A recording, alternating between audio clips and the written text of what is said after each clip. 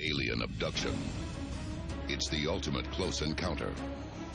There have been thousands of reported cases all over the world, but these claims are almost invariably dismissed by authorities with little or no investigation.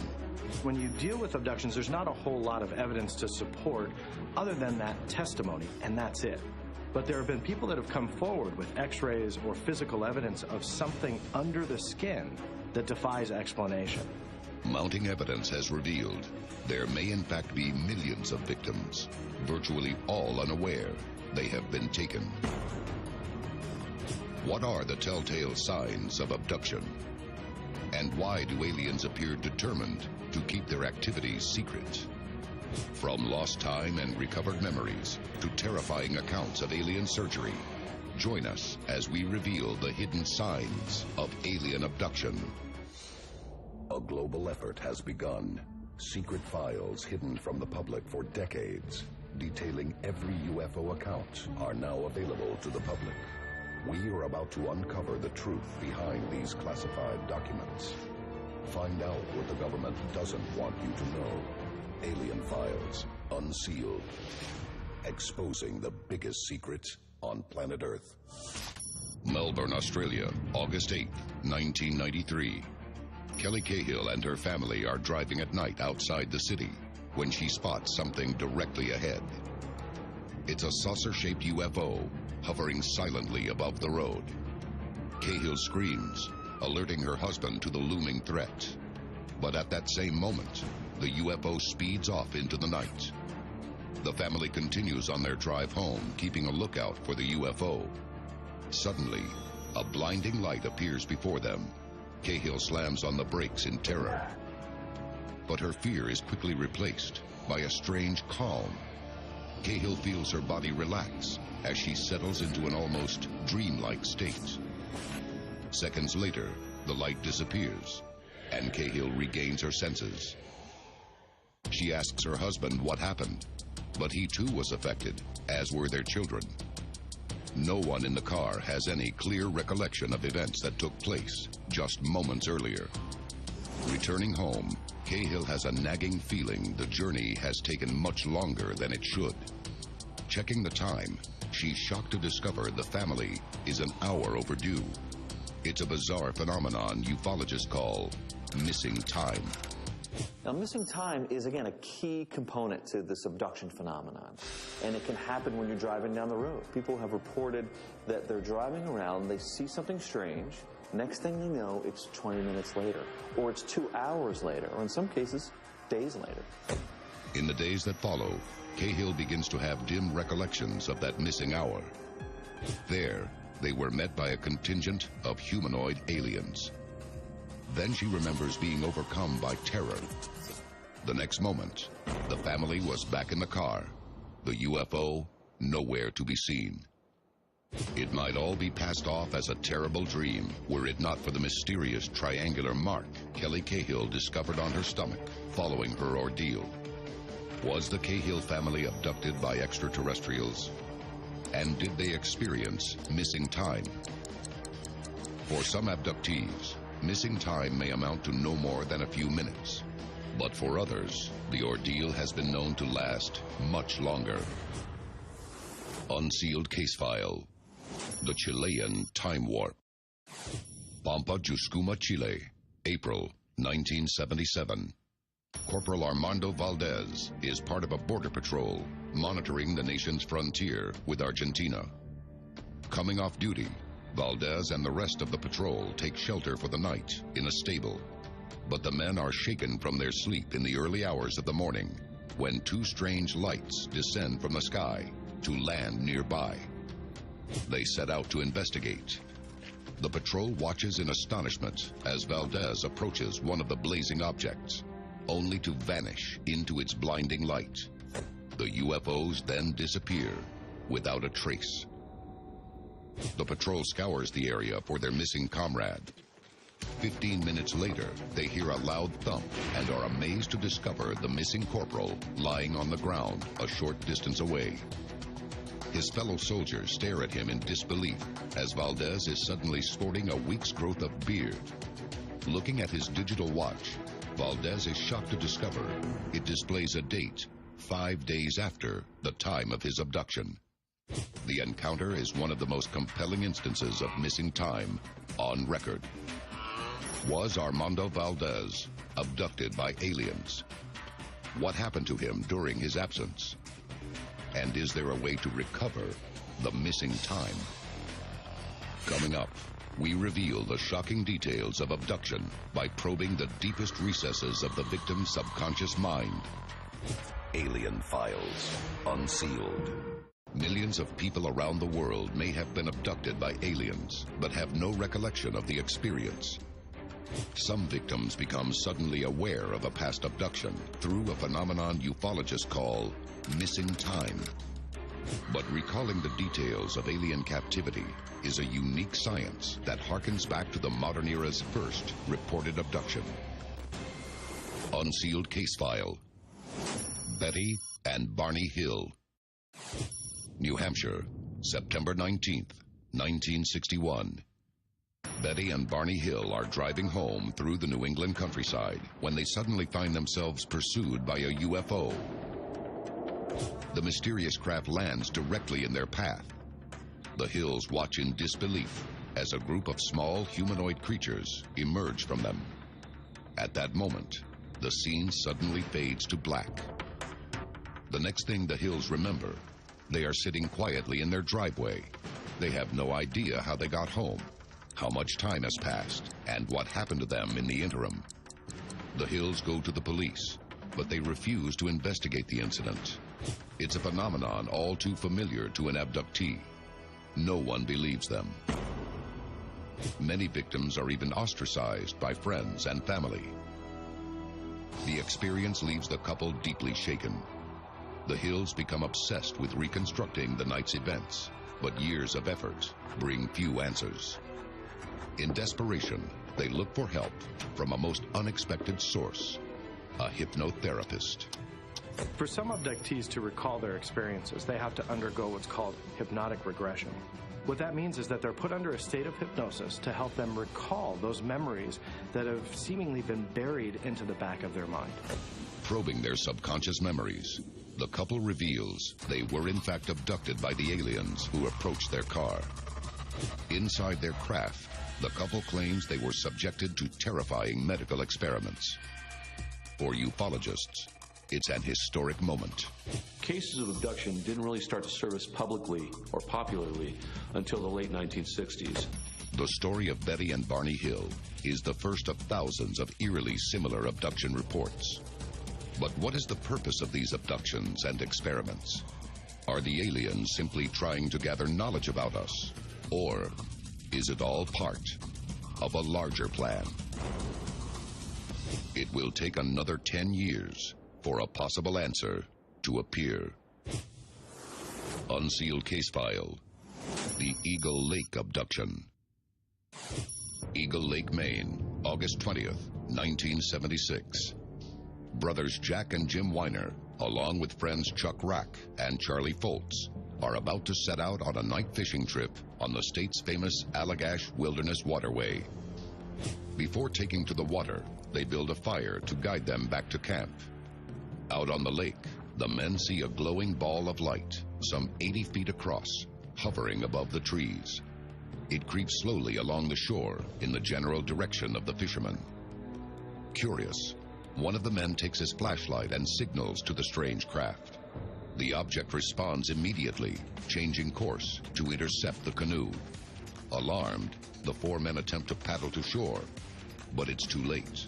The looming UFO is already on top of them, and they are overcome by a blinding light from above. But in the blink of an eye, the men find themselves standing on the shore, unharmed. The UFO hovers nearby for a moment and then disappears into the night sky. The men notice that their campfire has died down to smoldering embers. Hours have passed, but they have no memory of what happened. Following the incident, Jack Weiner begins to suffer recurring nightmares. In them, he sees humanoid aliens performing a kind of medical procedure on his arm, while his friends watch helplessly. Soon after, The others begin to experience similar disturbing dreams. The men each undergo hypnosis. Together, they offer a chilling account of the night as it unfolded. The terrified men were taken aboard the UFO, where they were subjected to invasive medical procedures, including the painful extraction of skin and fluid samples. The sessions lead their hypnotherapist to a startling conclusion. He believes the men were being tagged the way humans tag animals before releasing them. What happened to the victims of Eagle Lake? Were they tagged by their alien captors? And is there any way to prove their story? Coming up, we reveal hard evidence of alien abduction discovered inside the bodies of victims. Alien files, unsealed. Millions around the world may have been the victims of alien abduction. Some experts believe these abductions are a means of tagging selected victims. But if aliens are tagging us, what form do these tags take? And what is their purpose? Alamogordo, New Mexico, 1975. 16-year-old Ted Davenport embarks on a solo camping trip into the wilderness of the American Southwest. Alone on the trail, he has an unsettling feeling that he's being watched. Later that night, Davenport steps out of his tent and is shocked to find himself confronted by beings from another world. He blacks out. The next morning, Davenport wakes up beside his burned-out campfire with a painful bump on his head and no memory of the night before. 5 years later, Davenport is in the Navy. He is injured while on duty and is sent for emergency medical treatment. But an MRI reveals something incredible. It's a small metallic object lodged in his brain, and some experts believe its presence is no mere coincidence. Well, in the abduction phenomena, there is apparently 10 to 15% of those who we believe are true abductees that might have been implanted. Now, we're talking about implants that are visible on an X-ray or a CAT scan. Dr. Roger Lear is a surgeon who has spent decades studying suspected alien implants. They're little rods which vary in length from about 6 to 8 millimeters in length, and they're about as big around as a pencil lead. They're all covered with some kind of a coating, a biological coating. Some victims discover strange triangular scars or report what are called scoop marks in their skin. But often, what might be considered a visible point of entry does not exist. Ted Davenport is just one of thousands discovered to have suspected alien technology in their bodies. But what is the purpose of these objects? The answer may be found in one of the most remarkable abductions on record. Unsealed case file. The Betty Andreasson incident. South Ashburnham, Massachusetts, January 25th, 1967. Betty Andreasson is enjoying an evening at home with her family when the house lights suddenly switch off and on again for no reason. Seconds later, an eerie, pulsating glow appears outside the kitchen window. The light reveals a group of humanoid aliens converging on the house. The intruders pass effortlessly through the front door and immediately freeze the terrified family in a kind of suspended animation. The leader establishes a telepathic connection with Betty. Her fear is replaced by a strange calm. Betty is then taken aboard a small saucer-like craft, hovering not far from the house. There, she is subjected to a series of medical examinations and a bizarre test of her intellect that induces what she will later describe as a state that drifts between ecstasy and pain. Hours later, she is returned to the house. It's a traumatic experience, and it will take another decade for Betty to share her story. In 1977, she undergoes hypnotherapy, trying to uncover the details about what happened to her on board the alien craft. Her sessions reveal something incredible. Betty wasn't taken that night to be given an implant. Instead, she recalls the aliens removing a brain implant through her nose, an object that had been placed inside her head in the 1940s during a childhood abduction. It's a memory that remained dormant in her subconscious for decades. But what was the implant's purpose? And why did the aliens want it back? Roger Lear has a theory. I get asked many, many times, are they tracking devices? Are they behavior modification devices? On the basis of what I've seen and the data that we have collected, I don't believe that's the case at all. I believe that these are data monitoring devices, and I believe that they use implants to gain information on the changes of our DNA. Are aliens placing implants in abduction victims to monitor our DNA? And if they are, what is their ultimate goal? Aldergrove, British Columbia, July 17th, 1991. Corina Sables and a friend spot a massive boomerang-shaped UFO in the night sky above her house. Moments later, she vanishes, reappearing nearly an hour later with no idea that she was gone and unable to account for the missing time. She appears unharmed by the experience. But Corina Sables' story doesn't end there. In the time following her disappearance, she has a nagging feeling this isn't the first time she has disappeared, and that it won't be the last. But Sables soon learns she isn't the only alien target under her roof. Weeks later, she is shocked to see an alien gray entering her daughter's bedroom. Racing to the young girl's aid, Sables finds nothing. But soon after, her daughter begins drawing pictures of an alien she calls the Doctor, who sometimes enters her room at night.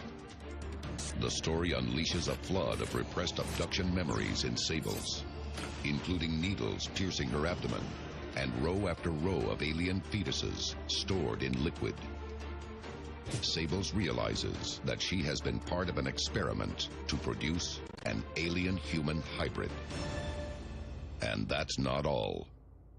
In a sudden flash of disturbing revelation, she realizes that stories her mother told her were also veiled accounts of abduction.